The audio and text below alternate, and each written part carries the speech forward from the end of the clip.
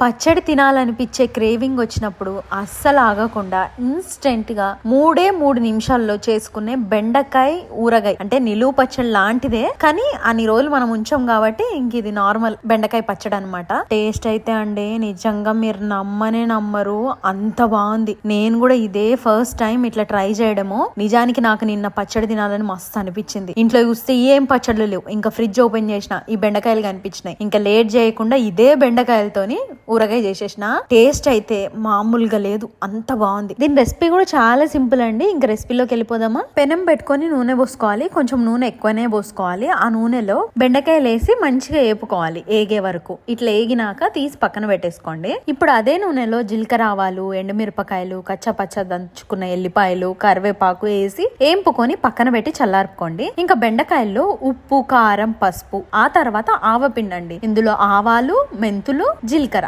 వేసి పొడి కొట్టుకున్న పొడి, నిమ్మకాయ, ఒక ఫుల్ నిమ్మకాయ పిండేసుకొని కలుపుకొని చల్లారిన తర్వాత ఆ పోపు ఇందులో వేయండి. ఇంకా బాగా కలుపుకుంటే అంతే,